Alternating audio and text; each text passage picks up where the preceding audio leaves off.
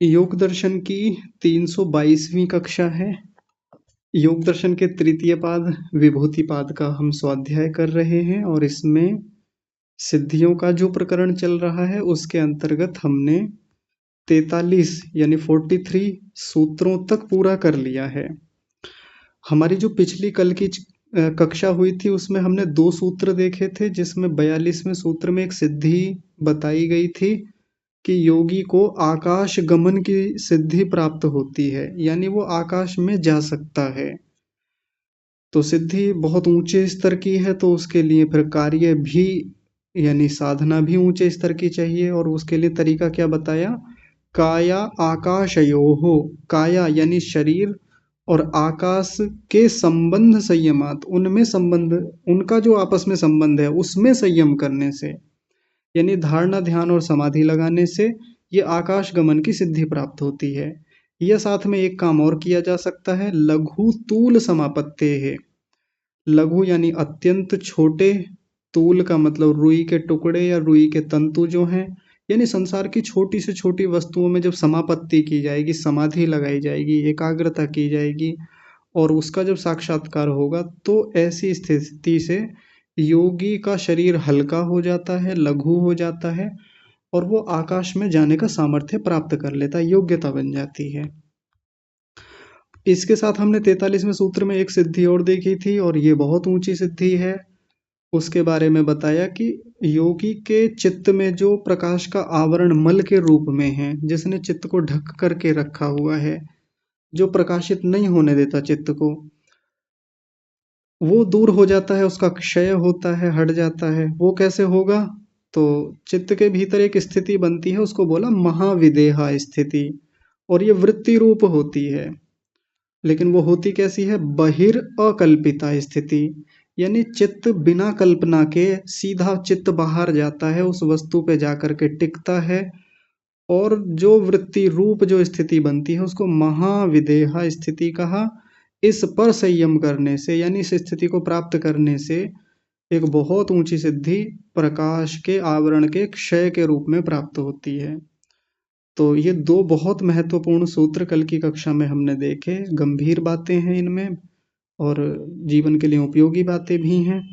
तो यदि इन पिछले पाठों में से, यानी पिछले पाठ में से या पिछले पाठों में से किसी का कोई प्रश्न हो तो आप हाथ खड़ा करके पूछ सकते हैं।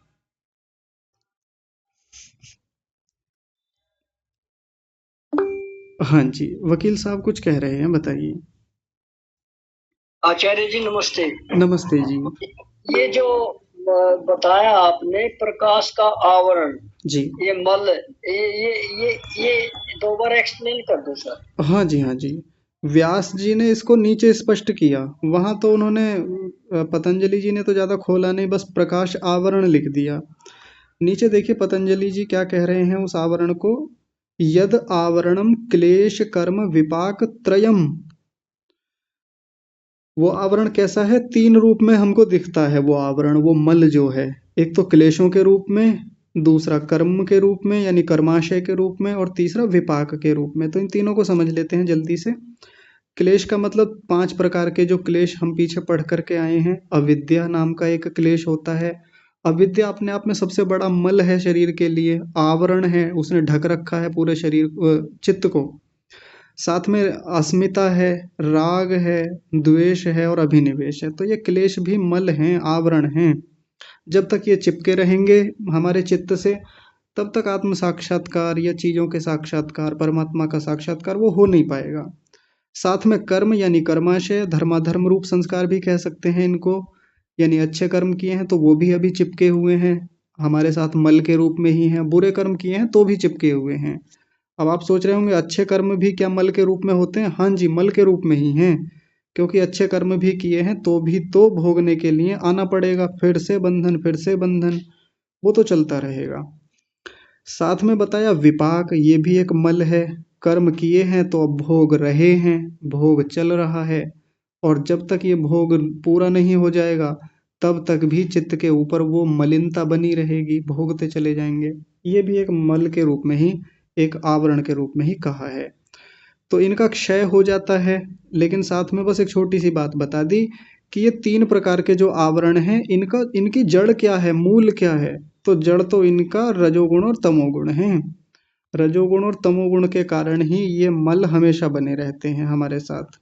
रजोगुण और तमोगुण को क्षय कर लें, उनको कमजोर कर दें, दुर्बल कर लें, उन पर नियंत्रण कर लें, या उनका हमको मैनेजमेंट करना आ जाए, तो फिर धीरे धीरे करके इन क्लेशों को, इन आवरणों को हम हटा लेते हैं। अभी बात समझ में आई जी? जी जी आचार्य जी। हाँ जी, ठीक है। चौधरी साहब आप बताइए। जी आचार्य जी, सादर नमस्ते। नमस्ते जी। आचार्य जी, ये जो समान और उदान प्राण पे संयम करने की बात आई थी जी,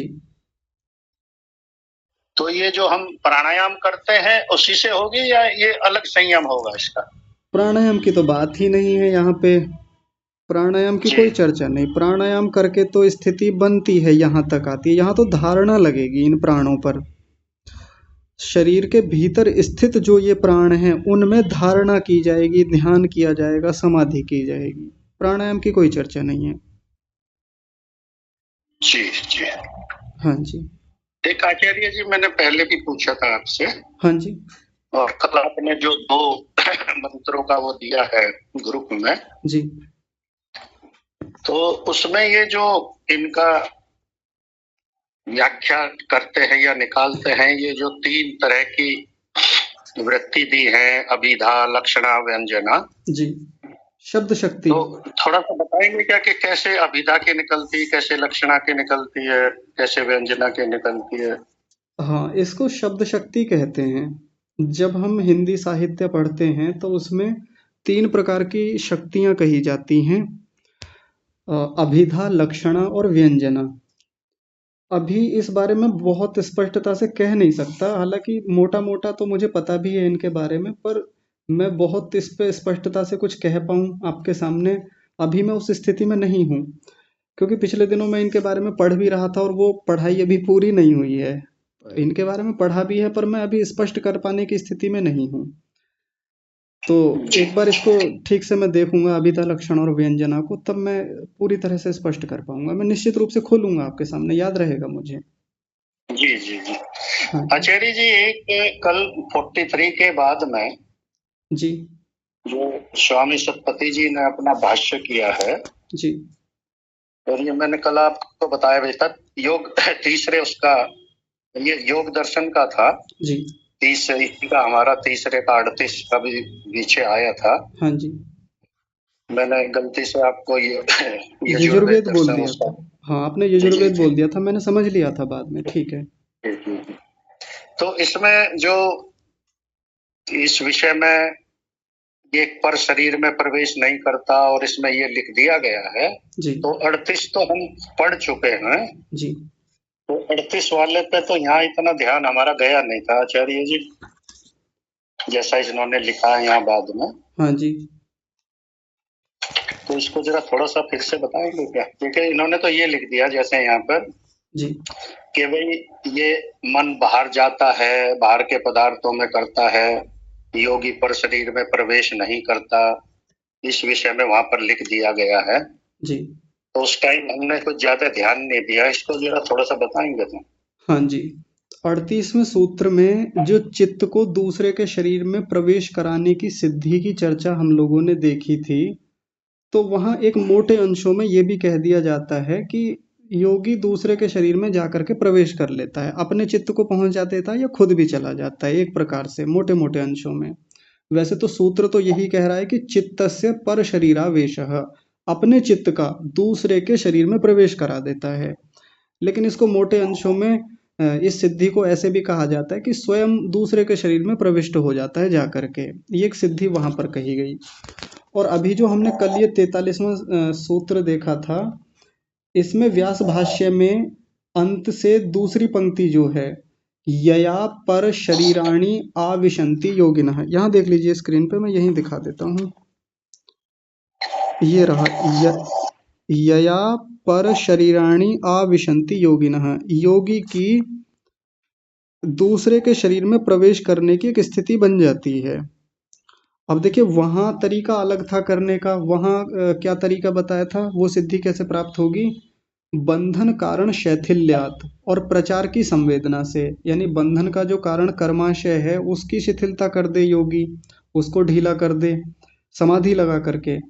और साथ में प्रचार की संवेदना, यानी चित्त को ले जाना किधर है, किधर जाना है, किसके शरीर में प्रवेश करना है वो पता चल जाए तो दूसरे के शरीर में योगी प्रवेश कर जाता है। लेकिन यहाँ इस सूत्र में तरीका दूसरा बताया। यहाँ महाविदेहा नाम की स्थिति प्राप्त करके अपने चित्त को शरीर से बाहर निकालेगा, दूसरे के शरीर में प्रवेश कर जाएगा। यहाँ तरीका दूसरा है। तो वहां आपने ध्यान भले ही ना दिया हो, लेकिन इन्होंने स्वामी सत्यपति जी ने भी स्पष्ट किया है, व्यास जी तो पहले स्पष्ट करके आए और सूत्रकार भी पहले स्पष्ट कर चुके हैं। कुल मिलाकर के दूसरे के शरीर में प्रवेश कराने के लिए दो प्रमाण हैं ये, एक तो 38वां सूत्र है और एक 43वां सूत्र है। और कल कक्षा के अंत में मैंने एक महत्वपूर्ण बात बताई थी जो कि यहाँ से हमें समझ में आएगी कि वहाँ 38वें सूत्र को ध्यान दीजिए। वहाँ क्या होता था कि पहले बंधन के कारण की शिथिलता होगी, तब दूसरे के शरीर में प्रवेश किया जाएगा। आप म्यूट कीजिए, आपकी तरफ से शोर आ रहा है। तो पहले क्या किया जाएगा, पहले बंधन के कारण की शिथिलता की जाएगी, तब दूसरे के शरीर में प्रवेश किया जाएगा। लेकिन यहाँ देखिए 43वें सूत्र में क्या कहा गया, यया पर शरीराणि आविशंति योगिनः, योगी दूसरे के शरीर में प्रवेश करेगा, तब उसके बाद में उसके क्लेश कर्म, ये कर्म भी तो आ गया ना कर्माशय, ये उसके क्षय हो जाते हैं, ढीले पड़ जाते हैं, यानी नष्ट हो जाते हैं एक प्रकार से। यहाँ उल्टा कहा गया है। तो दोनों से दोनों चीजें हो जाती हैं, एक के करने से दूसरा सिद्ध हो जाता है। यानी बंधन के कारण कर्माशय को ढीला कर दिया तो दूसरे के शरीर में प्रवेश कर जाएगा, और यहाँ उल्टा हो गया, दूसरे के शरीर में यदि योगी प्रवेश करने की सिद्धि प्राप्त कर ले तो ऐसा करने से फिर उसके कर्माशयों का भी क्षय आगे जाकर के होता रहता है और हो जाता है। तो ये दोनों एक दूसरे के पूरक हैं, ऐसा समझ में आता है जी। बात समझ में आई, बताइए। जी आचार्य जी, यहाँ तक तो ठीक है। हाँ जी। पर इसमें फिर हम वही वाला अष्टाध्यायी का सूत्र लगाते हैं, तो अभी हमारी इतनी बुद्धि नहीं है कि वहां तक हम इसको समझ सकें जी। तो अब इसमें 38वें सूत्र में जो स्वामी सतपति जी ने 273वें प्रश्न पे लिखा आचार्य जी, हाँ जी, कि यदि योगी जो है दूसरे के शरीर में प्रवेश करेगा जी, तो फिर उसका तो अपना शरीर तो मर जाएगा जी, और मरे हुए शरीर को दोबारा जो है जीवित कैसे होगा। जी। तो ये अगर सारी बात पढ़ते हैं तो फिर बड़ी मकड़ जाल वाला स्थिति हो जाती है। हाँ देखिए, आज मैं एक बात और स्पष्ट करता हूँ।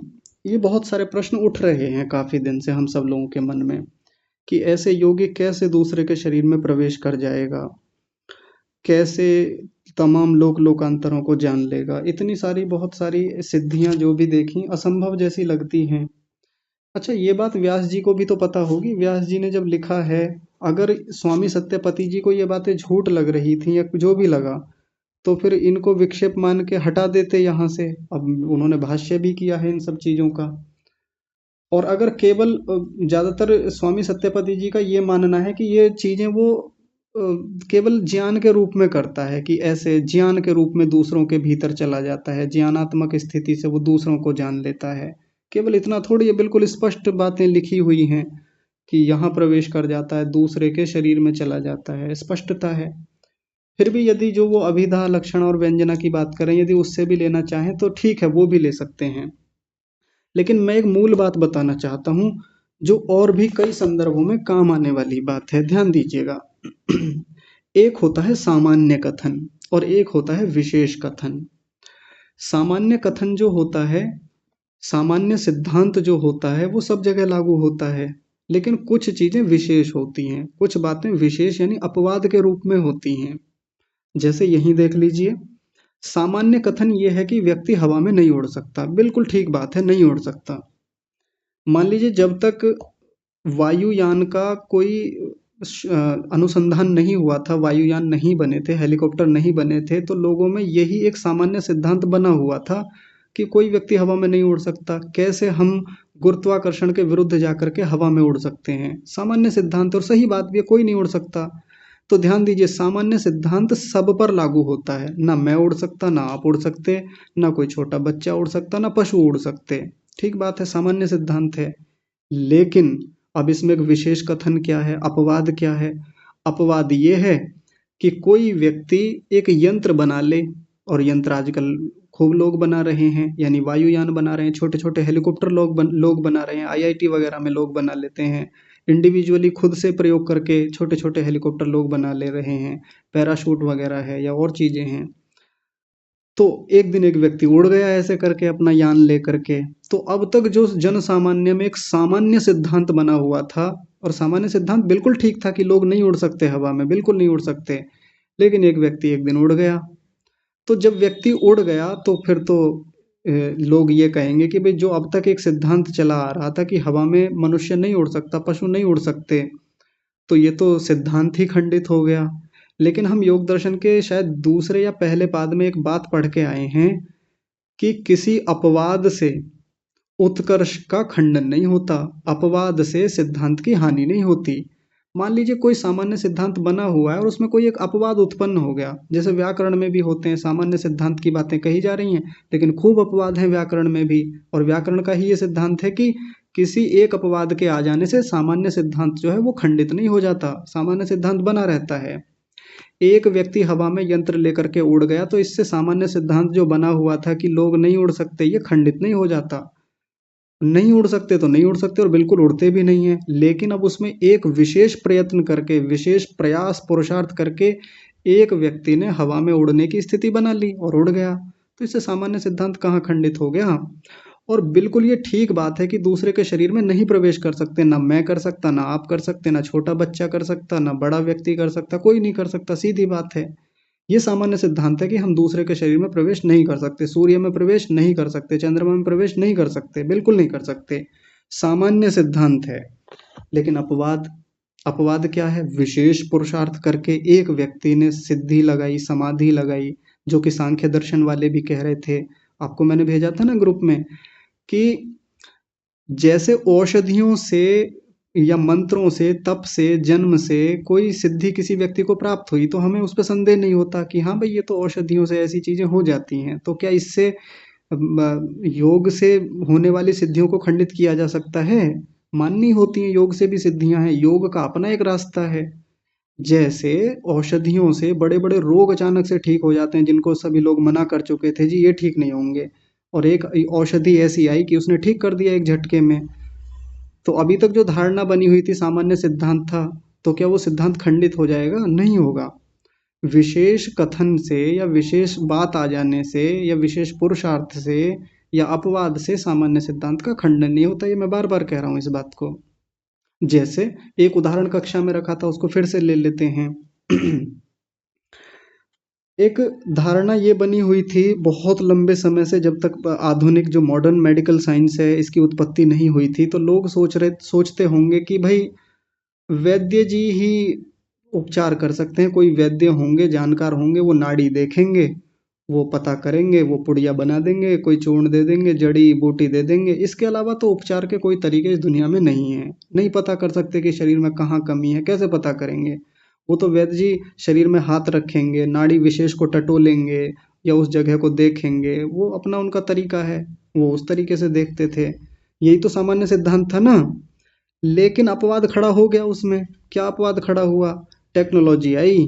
वो टेक्नोलॉजी इस लेवल पे काम करने लगी कि अल्ट्रासाउंड आया, एक्सरे की टेक्निक आई, और तमाम ब्लड टेस्ट कराने की एक तकनीक आई। इसके अलावा क्या चलता है आजकल, वो ईसीजी या मुझे ठीक से पता नहीं है उसके बारे में अभी, वो तमाम तकनीकी आ गई जिसमें पूरे शरीर को स्कैन करके पूरे शरीर का एक्सरे निकाल करके, अल्ट्रासाउंड करके, और भी बहुत सारे तरीके हैं, मस्तिष्क में होने वाली संवेदनाओं के स्तर पे, न्यूरॉन्स के स्तर पे जा करके भीतर की सब चीज़ों को व्यक्ति पता कर लेता है।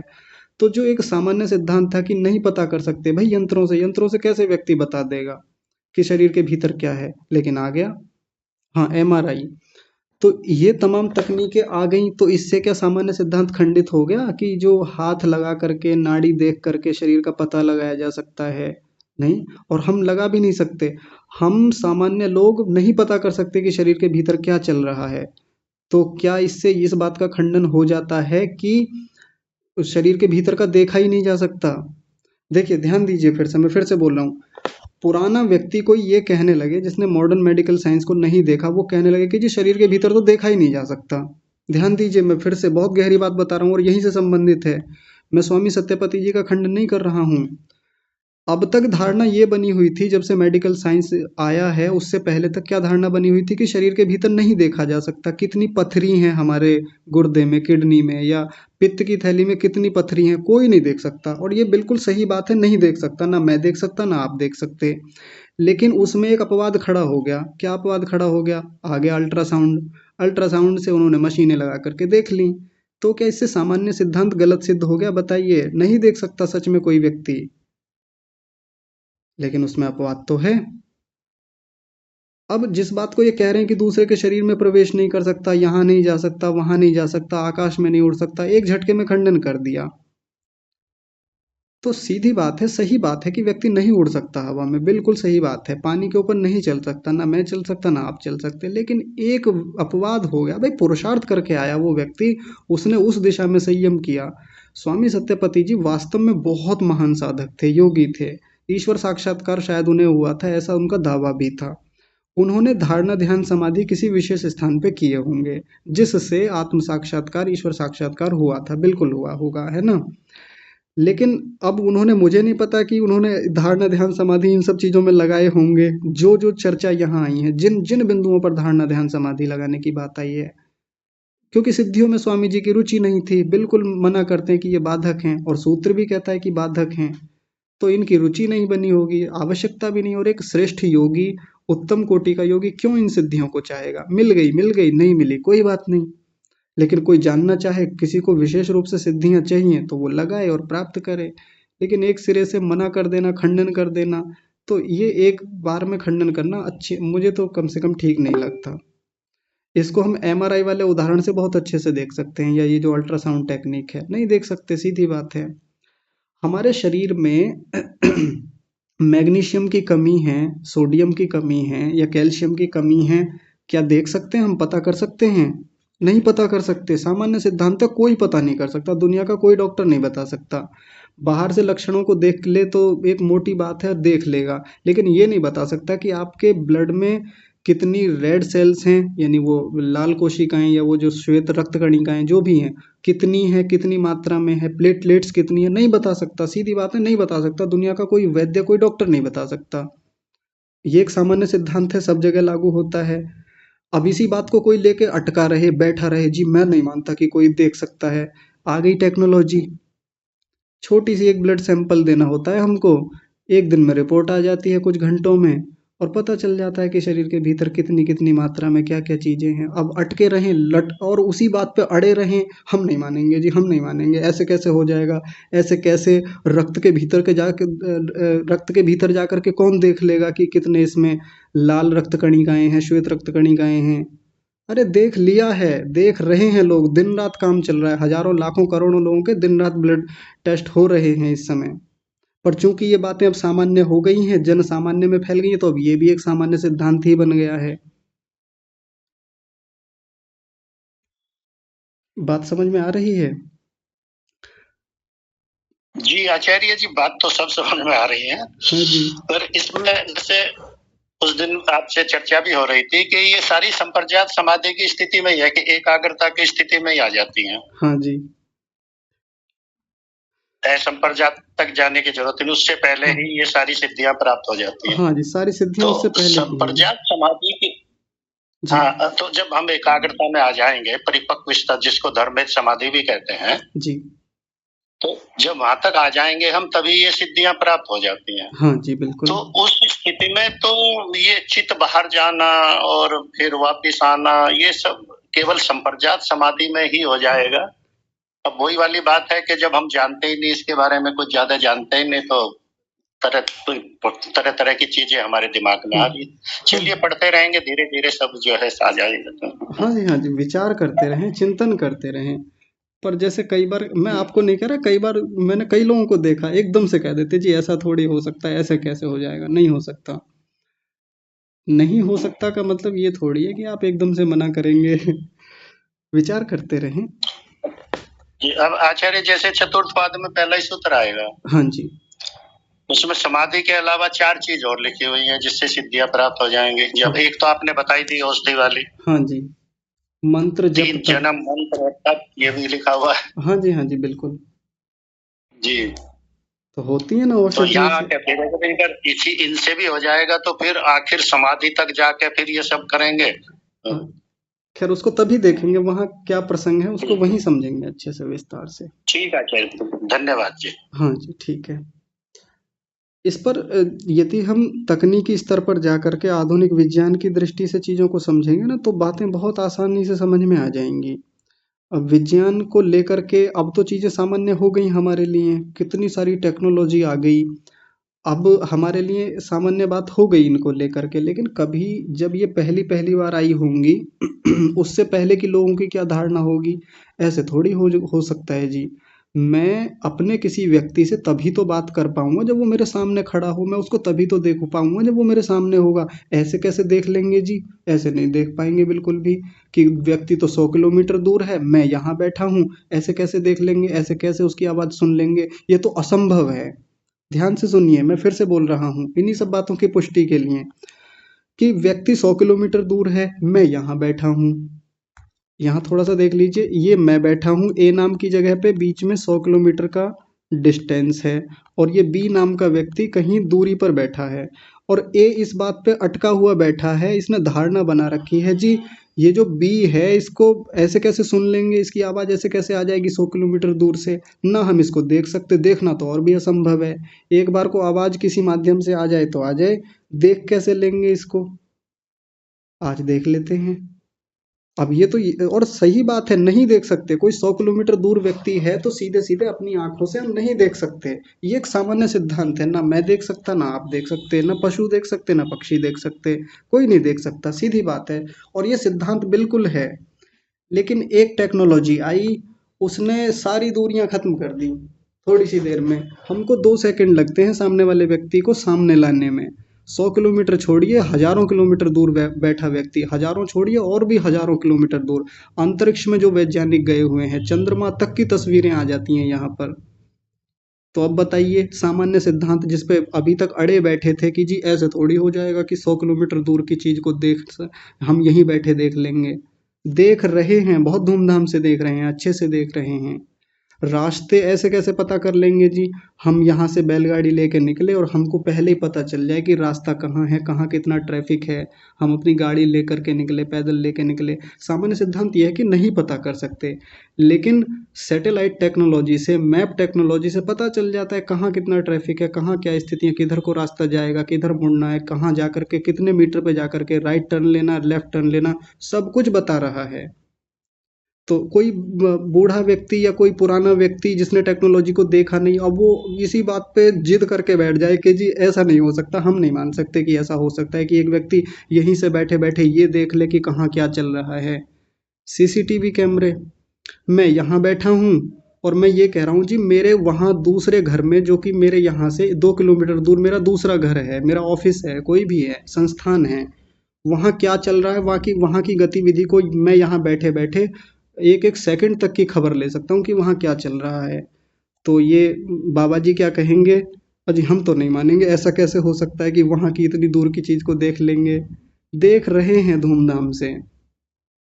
यही ले लें, अब तक एक व्यक्ति यही अड़ा बैठा था, माने बैठा था कि जी एक व्यक्ति, अगर आपको पढ़ाई करनी है तो आपको गुरुकुल में गुरु के सामने जा कर के बैठ के पढ़ना पड़ेगा, वहाँ जाना ही पड़ेगा, या गुरुजी आपके पास आएंगे, आपके घर आके पढ़ाएंगे तो पढ़ेंगे, इसके अलावा दूसरा कोई रास्ता नहीं है ना? ये एक सामान्य सिद्धांत बना हुआ था, और ठीक बात है, सामने आना ही पड़ेगा, या तो गुरुजी हमारे पास आए या हम गुरुजी के पास जाएं, यही व्यवस्था थी प्राचीन काल से। सामान्य सिद्धांत है, ठीक है। गूगल मीट की टेक्नोलॉजी आई, या और भी टेक्नोलॉजी, जूम एक करके है, और भी बहुत सारे अब तो एप्लीकेशन वगैरह और भी बहुत सारी चीज़ें आ गई जहाँ जा करके हम एक प्लेटफॉर्म पे लाखों लाखों विद्यार्थी पढ़ सकते हैं। एक टीचर पढ़ा रहा है, लाखों विद्यार्थी लाइव जुड़े हुए हैं, लाखों, एक दो छोड़िए, हजारों छोड़िए, लाखों एक साथ में लाइव जुड़ सकते हैं, ये टेक्नोलॉजी है। अब पुराने बाबा जी जो अभी अड़े बैठे थे अपनी बात पे, ऐसे कैसे हो जाएगा जी कि एक व्यक्ति की आवाज़ एक साथ लाखों व्यक्तियों तक पहुंच रही है? लाखों छोड़िए, करोड़ों तक पहुंच रही है, करोड़ों छोड़िए, अरबों तक पहुंच रही है। पहुंच रही है, धूमधाम से हो रहा है, लेकिन इससे सामान्य सिद्धांत खंडित नहीं हो जाता। सच में एक व्यक्ति नहीं पहुंचा सकता हजारों व्यक्तियों तक अपनी आवाज। एक एक छोड़िए, यदि कमरे के बाहर दूसरा व्यक्ति बैठा हो तो नहीं पढ़ा सकते हम उसे। ये सामान्य सिद्धांत है, बिल्कुल ठीक है। लेकिन अपवाद भी तो है उसमें। टेक्नोलॉजी आई, बीच में कुछ विशेष प्रबंध किए गए, बीच में कुछ विशेष क्रियाकलाप ऐसे हो गए, विशेष साधना कुछ लोगों की ऐसी रही, टेक्नोलॉजी ऐसी आ गई, उसने कर दिया सब हिसाब बराबर सब चीज़ों का एक बार में। योगी अपने तरीके से टेक्नोलॉजी का यूज करता है, उसकी सीधे सीधे यंत्रों वाली टेक्नोलॉजी नहीं है, उसका मार्ग दूसरा है, तरीका दूसरा है।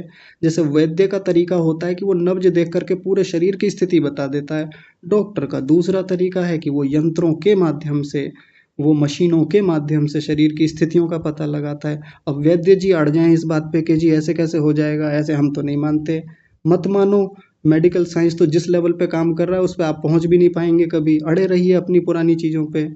और कोई डॉक्टर कहने लगे जी कि ऐसे कैसे हो जाएगा कि कोई व्यक्ति केवल नाड़ी पकड़ करके भीतर की स्थिति बता देगा, तो डॉक्टर साहब आप भी अड़े रहिए, अड़े रहिए, कोई दिक्कत नहीं है। वैद्य जी तो हजारों साल से करते आ रहे हैं उपचार उसी विधि से ही। तो आप वैद्य जी को ऐसे गलत साबित कर दें एक बार में, या वैद्य जी डॉक्टर साहब को गलत साबित कर दें। काम तो दोनों का चल रहा है धूमधाम से और बढ़िया से चल रहा है, खूब बढ़िया से दोनों शैलियों में उपचार हो रहे हैं लोगों के। तो यहाँ भी हमको इसी तरीके से चीज़ों को समझने की आवश्यकता है। ठीक है, कुसुम माता जी आप बताइए अभी। जी नमस्ते। नमस्ते माता जी। ये जो हम बात कर रहे हैं शब्द शक्ति की, इसमें थोड़ी बात करना चाहती हूँ जी कि जो शब्द शक्ति 3 प्रकार की होती है, ये अभिधा, लक्षणा और व्यंजना। जी तो इसमें जो सीधे सीधा अर्थ निकलता है वो अभिधा शक्ति है। हाँ जी जैसे हम ऐसे बोले कि हे प्रभु आनंद दाता ज्ञान हमको दीजिए, जी तो सीधी सीधा अर्थ हमने समझ में आ जाता है, तो ये अभिधा है। और जितना यमक अलंकार, अलंकार के प्रकार है, इसमें जो यमक अलंकार है जी और उत्प्रेक्षा अलंकार है, ये सभी अभिधा शब्द शक्ति में आ जाएगा। शॉर्ट में बोलती हूँ। जी और लक्षणा शक्ति है, वो लक्षणा शक्ति सामान्य अर्थ को छोड़कर हमें इससे संबंधित जो अर्थ निकलता है, अन्य अर्थ निकलता है, तो उसको हम लक्षणा शक्ति कहते हैं। जी जैसे हम ऐसे कहते हैं कि महाराणा प्रताप तो मेवाड़ के सिंह थे, जी तो ये लक्षणा हुई। यहाँ सिंह थे तो हम सीधे सीधा बोलते तो क्या बोलते, महाराणा प्रताप मेवाड़ के वीर थे, जी तो ये सीधे सीधा निकला। लेकिन हमने क्या बोला, महाराणा प्रताप मेवाड़ के सिंह थे, तो वहां लक्षणा हो गई। जी और दूसरा हम बोलते हैं कि गंगा पर गांव है, तो गंगा नदी पर तो गांव नहीं होता, जी तो यहाँ लक्षणा ऐसे निकली कि गंगा के तट पर गांव है। हाँ जी तो ऐसे जो मुख्य अर्थ का बोध न लेकर उसके संबंधित जो अर्थ है उसका बोध लेते हैं, तो ये लक्षणा है। हाँ जी और व्यंजना है तो व्यंजना का विशेष अर्थ निकलता है। जी यहाँ अभिधा और लक्षणा नहीं होती, जी विशेष अर्थ निकलता है, अथवा तो अनेक अर्थ निकलता है। हाँ जी जैसे हम बोले कि सूर्य अस्त हो गया, तो सूर्य अस्त हो गया, तो इसका अर्थ सभी अलग अलग लेंगे। सभी कैसे अलग अलग निकलेंगे, विद्यार्थी उसका अर्थ अलग समझेंगे, मजदूर अलग समझेंगे, पुजारी होता तो वो अलग समझेंगे कि सूर्य अस्त हो गया, ये इसके बाद क्या, तो ये अलग अलग अर्थ निकलेंगे। तो जिसका ऐसा अनेक अर्थ निकलेंगे, कोई विशेष अर्थ निकलेंगे, उसको हम व्यंजना शक्ति कहते हैं। हाँ जी तो हमारे योग दर्शन में बहुत सी जगह ऐसी है, सूत्र ऐसा है जहाँ ये 3 शब्द शक्ति लागू होती है, अभिधा, व्यंजना और लक्षणा। और इस विषय में मैंने बहुत से विस्तार से विषय तैयार किया है, जो अपने आप पढ़कर समझ में आ जाए तो मैं आपको वो भेज दूंगी। हाँ ठीक जी, है? जी, जी, ठीक है। हाँ, बिल्कुल आपने अच्छा बताया अभिधा लक्षण और व्यंजना के बारे में, और इसके बारे में और विस्तार से मैं इसमें और अध्ययन करके बताऊंगा। सामान्य रूप से अभिधा तो वही होता है जो सीधा-सीधा अर्थ आता है। हम पढ़ रहे हैं, ये एक वाक्य बोला, हम पढ़ रहे हैं। अब इसमें कोई विशेष अर्थ नहीं, कोई अलग से कोई तात्पर्य निकाले कि हम पढ़ रहे हैं जी, इसमें कोई विशेष बात होगी, कोई नया अर्थ होगा, कुछ नहीं है। हम पढ़ रहे हैं, सही बात है, एकदम सामान्य अर्थ है, प्रचलित अर्थ है। तो जो प्रचलित अर्थ होता है, उसको बताने वाली शब्द शक्ति जो होती है, वो अभिधा होती है। लक्षण का मतलब है जो लक्षणों के आधार पे निकाला जाता है। जैसे किसी ने कहा कि ये जो आपका लड़का है ना जी, गधा है, 1 नंबर का गधा, ऐसे बोल दिया किसी ने बहुत गंदे तरीके से। तो क्या किसी का लड़का वास्तव में गधा होता है? अगर ऐसे ही निकालने लगे अर्थ तो फिर व्यक्ति आके अड़ जाएगा उसी बात पे कि ये तो कह रहे थे जी इनका लड़का गधा है, 4 टांगें तो नहीं है इसके, पूंछ तो नहीं है, और ये ऐसे झुक करके तो नहीं चलता, ये तो सीधा खड़ा चलता है, मनुष्य की तरह दिखता है। तो लक्षण का मतलब होता है कि लक्षणों के आधार पर जैसी चीज कही गई है उसमें विचार करके, देख करके, लक्षणों को देखना होता है, लिंगों को देखना होता है, तब उसके आधार पर निकाला जाता है कि भाई गधा नहीं है लड़का, गधे के जैसे इसमें कुछ चिन्ह आ गए हैं, कुछ इसमें गुण आ गए हैं, जिसके कारण से इसको गधा बोला गया है। व्यंजना इन सब से एकदम अलग है, जिसमें लक्षण न अभिधा का प्रयोग है, न व्यंजना का प्रयोग है, जबकि कुछ और ही अर्थ निकल के सामने आता है और सब लोग उसका अर्थ अपने अपने हिसाब से अलग अलग निकालते हैं। जैसे माता जी ने भी उदाहरण दिया, मैं एक और बता देता हूँ। जैसे किसी ने आकर के कहा संध्या हो गई, अब 5 लोगों के सामने आकर के बोल दिया कि संध्या हो गई। संध्या हो गई का क्या मतलब लेंगे सारे लोग? एक व्यक्ति लेगा कि संध्या हो गई तो मतलब भाई अब घर चलना चाहिए, भोजन का समय हो गया। वहीं संध्या हो गई इस बात को सुन करके एक व्यक्ति सोचेगा मन में कि अब तो सूर्यास्त हो गया है। एक व्यक्ति क्या सोचेगा, अब उपासना का समय हो गया है, संध्या यानी ईश्वर का ध्यान करने का समय है। एक सोचेगा कि अब चलो अब उठने का समय है, अंधेरा होने वाला है, एक ये अर्थ लेकर के वहां से उठेगा। तो ये इसमें ना तो सीधे सीधे अभिधा लग रही है, ना लक्षणा है, बल्कि कुछ नया भिन्न अर्थ निकल के आ रहा है जो व्यक्ति अपने हिसाब से लेता है। तो इस प्रकार से भी तीनों शब्द शक्तियों को देख लेना चाहिए। बाकी इस पर और कभी विस्तार से बात करेंगे और यहाँ शास्त्र से जोड़कर भी देखेंगे। और बात केवल योग दर्शन की नहीं है, ये तीनों शब्द शक्तियाँ हर जगह काम करती हैं जीवन में। केवल योग दर्शन की बात नहीं है, हम कोई भी शास्त्र पढ़ रहे हैं, कोई भी पुस्तक पढ़ रहे हैं, घर भी बात कर रहे हैं, व्यवहारिक जीवन में है, यात्रा कर रहे हैं, वहां भी ये तीनों प्रकार की शब्द शक्ति काम करती हैं। ठीक है, सुधा माता जी आप बताइए, कुछ कह रहे हैं। जी आचार्य जी नमस्ते। नमस्ते जी। हाँ, मेरा प्रश्न आचार्य जी सिद्धियों को ये उड़ने वाली सिद्धि को लेकर के है जी। कि जैसे कि रामायण में प्रसंग आता है ना हनुमान जी का, जी, कि वो संजीवनी बूटी के लिए उड़े थे, तो क्या ये वास्तव में सत्य है क्या? वहां भी बहुत खोला नहीं गया है इस बात को लेकर के। कई बार तो व्याख्याकार उसको यान के रूप में कहते हैं कि उनके पास यान था, और कई लोग कहते हैं कि सीधी सिद्धि भी थी उनके पास, कि जैसे यहाँ ये सिद्धि बताई गई है ना कि वो व्यक्ति उड़ने लगता है हवा में। और हनुमान जी के बारे में तो और भी विशेष बात कही जाती है कि उनके पास ये सिद्धि थी, वो सिद्धि थी, शरीर को छोटा कर लेते थे, बड़ा कर लेते थे। तो ये भी लोक में प्रचलित बातें हैं, तो हो भी सकता है, मान भी सकते हैं, बड़े व्यक्ति थे। ठीक है जी।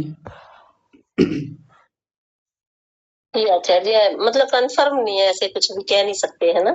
हाँ, अब देखिए पुरानी बात है, जितना रामायण से पता चलेगा उतना ही तो कह पाएंगे, इतिहास की बात है। जी हाँ जी। जी आचार्य जी, कुसुम माता जी फिर से कुछ कह रहे हैं, बताइए। ये जो लक्षणा है इसमें भी प्रकार है, जैसे रूढ़ा लक्षणा, प्रयोजनवती लक्षणा। और प्रयोजनवती जो लक्षणा है इसका भी 2 प्रकार है, गौणी लक्षणा और शुद्ध लक्षणा। और गौणी लक्षणा है उसमें सारूपा और साध्य लक्षणा है, और शुद्धा लक्षणा है उसमें उपादान और लक्षण लक्षणा, ऐसे प्रकार है। हाँ जी। और ये कहाँ होगा हमारे योग दर्शन में, वो भी हम ढूंढ सकते हैं। हाँ जी, मैं कह रहा हूँ ना, बहुत व्यापक विषय है शब्द शक्तियों वाला। मैं इसलिए तो कह रहा था कि इस पे विस्तार से अध्ययन करके बातचीत की जाएगी कभी आगे, पर अभी सामान्य रूप से इतना समझ लेना पर्याप्त है हमारे लिए। और किसी का कोई प्रश्न हो तो बताइए। चलिए ठीक है, नहीं है किसी का कोई प्रश्न तो आज मैं पूछ लेता हूँ आपसे, क्योंकि 1 मिनट बेटे। जी माता जी बताइए। प्रश्न तो नहीं है। जी मैंने महर्षि दयानंद जी की एक पुस्तक पढ़ी थी। जी उसमें ये था कि महर्षि दयानंद जी उदान जाई थे, कि वो कब और कैसे कैलाश पर्वत तक पहुंच गए, कब और कैसे बद्रीनाथ पहुंच गए, वो उदान जाई थे, ऐसे उसमें शॉर्टकट लिखा हुआ था। पुरानी बात है, किताब ढूंढूंगी मैं। आपको सुन के ना मुझे भी उत्सुकता जाग गई है। अब कह नहीं सकते इस बारे में भी। उदान जैसे किसका होगा, आप कॉल का कर लेते हैं तब जाते होंगे।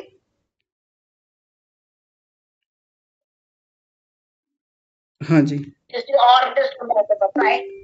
अब स्पष्ट नहीं कह सकते कि क्या प्राप्त था, ऐसा तो उन्होंने भी अपने बारे में नहीं लिखा, पर जब वो उनकी जीवनी पढ़ें या उनकी आत्मकथा में भी है कि जहाँ वो एक स्थान पर गए थे जहाँ बहुत बर्फीला इलाका था, तो लहूलुहान हुए, पैरों में छाले पड़े और रक्त वहाँ से बहने लगा। तो इसका सीधा सा मतलब है कि भूमि से संपर्क है सीधे सीधे, और आकाश पे, वो क्षमा कीजिए, जैसे कहा ना, जल पे चलने की सिद्धि, कांटों से असंसर्ग की स्थिति बन गई उनकी, योगी की बन जाती है। तो ऐसा ऋषि दयानंद के साथ उस समय तक तो नहीं दिखता, बाद में कभी ऐसा और साधना करके मिला हो तो शायद हो सकता है आगे के प्रसंगों में कहीं, पर यहाँ से तो प्रतीत नहीं होता। नहीं, वो कैलाश पर गए, ऋषि दयानंद कैलाश पर भी गए। कैलाश पर गए थे, अब ये देखने वाली बात है, मेरे सामने, मतलब मेरे अब सामने नहीं आया। बद्रीनाथ के पास कोई स्वर्गारोहण पहाड़ है, वहां तक गए। अच्छा जी, ठीक। मेरे पास किताब है, मैं ढूंढूंगी, अगर मैंने गुरुकुल पौधा नहीं भेजी तो। जी जी ठीक है, आप बताइएगा फिर। आस्था माता जी आप बताइए। आचार्य जी नमस्ते। नमस्ते जी। ये हनुमान जी को ऐसे बोलते हैं ना, उनपे 8 सिद्धि थी, अष्ट सिद्धि, अणिमा लगिन जो है ना, छोटा होना, छुप जाना, जो अणिमा लणिमा, जो कौन सी सिद्धियां है ना योग दर्शन में भी। हाँ जी, आने वाली हैं वो। हाँ, तो वो सिद्धियां उनके पास थी, तो हो सकता है उस मतलब इसलिए वो उड़ जाते होंगे, हाँ हो है सकता ना। है, और बिल्कुल जी। हाँ, अष्ट सिद्धि नौ निधि के दाता बोलते हैं ना उनको, इसीलिए। हाँ जी हाँ जी। और एक जैसे कि मैंने गुरुकुल हाथरस शास्त्री के वार्षिक उत्सव में देखा था कि लड़कियां जो शास्त्री आचार्य कर रही थी, तो वो उदान वायु को, मैंने सुना था कि उदान वायु को रोक लेती हैं वो, और भरी जैसे जीप, भरी हुई जीप में मतलब काफी लोग बैठे हुए थे, और उसको रस्सी से, अपने दांतों में रस्सी को दबा करके, और वो चला रही थी जी तो ऐसा सुना था मैंने तब कि उदान वायु को रोक का मतलब इनको प्रैक्टिस कराई जाती है उदान वायु को रोकने की, जी जी। उससे ये मतलब चलाती है। तो वो मैंने प्रत्यक्ष देखा है, और सुना भी था कि उदान वायु को रोकती हैं, तो ये सही है। उदान वायु का शरीर का बल बढ़ने से संबंध तो यहाँ तो नहीं दिखता। यहाँ तो उदान वायु का मतलब था कि उदान वायु पर संयम करने से योगी की जल पर चलने की सिद्धि और कीचड़ पर या कांटों के ऊपर चलने की सिद्धि प्राप्त होती है। बाकी जैसे किसी ने गाड़ी को खींच दिया, किसी ने सरिया मोड़ दिया या जंजीरें तोड़ दी, वो जो शक्ति उसके भीतर आती है वो तो पीछे आई थी। बलों में संयम करने से हाथी का बल या जो और बल प्राप्त होते हैं वो वाले बताए गए थे। हो सकता है कि प्राणायाम करने से एक ऐसी स्थिति बनती हो, जो लोग अच्छा ब्रह्मचर्य का पालन करते हैं, व्यायाम अच्छा होता है, प्राणायाम अच्छे से करते हैं, तो वो बल भी आ ही जाता है। उदान से तो सीधा संबंध मुझे नहीं दिखता अभी तक, हो सकता है ऐसा हो, पर मेरे समझ में नहीं तो आता। मैंने बचपन में सुना है, बचपन में देखा था, तो बहुत पहले की मेमोरी है कि उदान वायु का ही सुना था मैंने। अच्छा हो जी। सकता है और कुछ अलग हो। हाँ जी, हो सकता है इस धन्यवाद बारे में। आचार्य। जी हाँ, ठीक है। धन्यवाद। ओम प्रकाश कुमार जी कुछ कह रहे हैं, बताइए।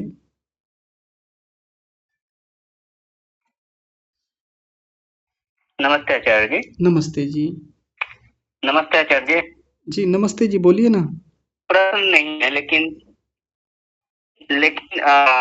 मेरी आवाज आ रही है क्या अभी? आवाज आ रही है पर कट रही है, थोड़ा नेटवर्क के पास में आइए। अभी आ रही है? अभी भी कट ही रही है अधिकांश।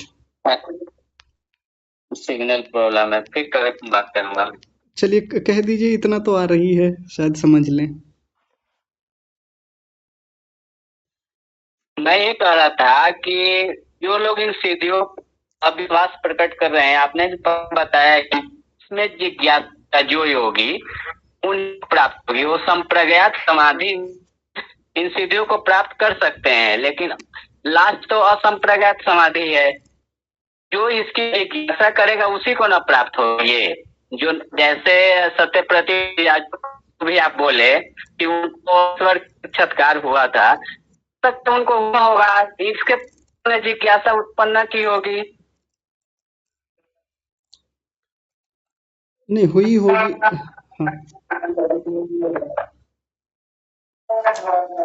आपकी पूरी बात स्पष्ट नहीं हुई जी, आवाज बहुत कट रही है।